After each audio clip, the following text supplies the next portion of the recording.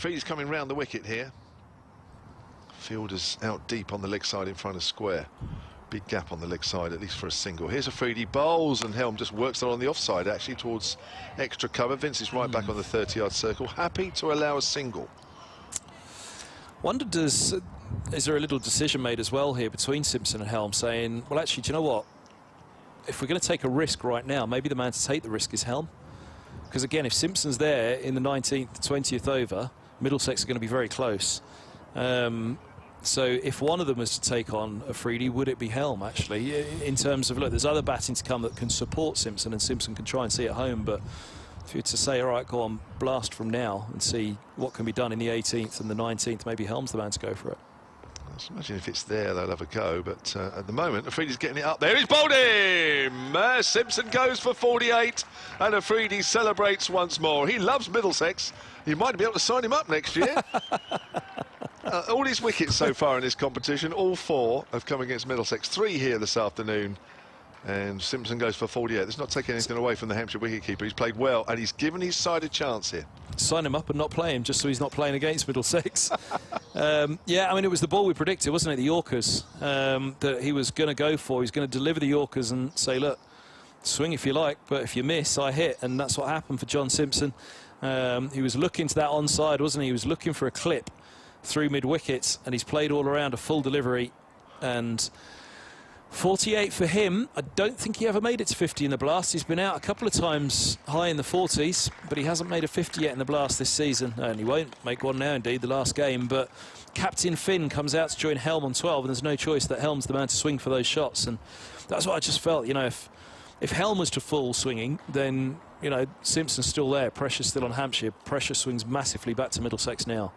21 needed off 15 deliveries. 3 more from Shaheen Afridi. Here's the first of them. Bowling to the Middlesex captain. Round the wicket, it's full, and it's a toe breaker, and he's bowled him. And there's another wicket for Afridi, and he's on a hat-trick. Well, I think he can almost taste the champagne getting back on that flight tomorrow. Certainly if he gets another one. He's enjoying himself in his final few hours here in England. Extraordinary game of cricket, hey? Finn just taps Helm on the back and says, I'm sorry, as he walks off. All good luck, whichever one it was. I mean, look, I said at the start of the over, they're all going to be Yorkers, aren't they, this over? Every single one of them. And anything that's... Set yourself up for the Yorker, anything that's not is a bonus. Brilliant over from Afridi, absolutely brilliant. Walla Luita comes out to bat.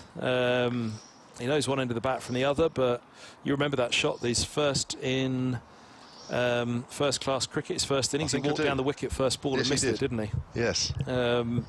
They did, yes, in the 4-day game. Yeah. Don't think he'll be doing the same here. No. The Sri Lankan against Pakistan's Shaheen Afridi. Left arm over to the left-hander and a hat-trick ball, JMO. I mean, what a finish we've had. But I turned up and first line on it. Oh, this is rubbish. There's nothing on the game. We've had a good game of cricket. We have. There might still be a twist yet. 21 needed, but the balls are starting to run out now. 14 balls. Here's the hat-trick ball for Afridi. Comes in now and bowls. And Walla Luita's bowled, and there it is. And there it is. Oh, my word, he celebrates looking up to the heavens. And if Afridi was frustrated in the games up until now with not picking up enough wickets, he's certainly made up for it here. His teammates come in and celebrate. Not too close, of course. But Afridi, 5 for 19. And there's his hat-trick. What a performance. I mean... Again, we go back to the start of the over. They targeted the Stevenson over very well. They almost had to do the opposite with this over and be respectful of it. We've seen the Yorkers all day from him. They were all going to go right up there into the block hole. Walla Luita got carried away again, didn't he? And he swung harder at something that just wasn't there. When really at this stage you needed to be blocking for Helm and just say, all right, fine, this over's done. Helmy, you've got to score 20 off 2 overs.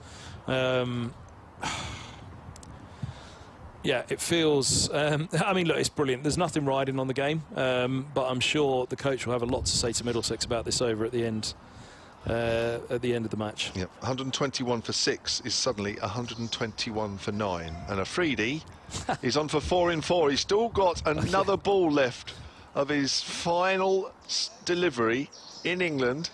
That plane leaves tomorrow. And he's got a chance of picking up 4 in 4. He's got 5 for 19. And he's going to be bowling to Tim Murtagh, the number 11 for Middlesex. I think it's fair to say Tom Helm would have said to him, it'll be full, mate. Yes. It'll be full and straight, just get in the way. Here's Afridi then for 4 in 4. Comes in and bowls. Merton's bowled, and there it is. It's 4 in 4. Middle stump knocked out of the ground. Afridi celebrates once more, looking up into the heavens. There can't be anybody left up there to look at. Middlesex, 121 for 6, 121 all out, and Hampshire have won this game by 20 runs. And Shaheen Afridi, he will remember his last moments here at the Ageas Bowl. What have we just seen? I mean, again, beginning the over, I said the majority of them would be. All 6 deliveries were Yorkers, weren't they? All 6. I think one of the Wheaters might have been fractionally short of a Yorker. It was right up there, though.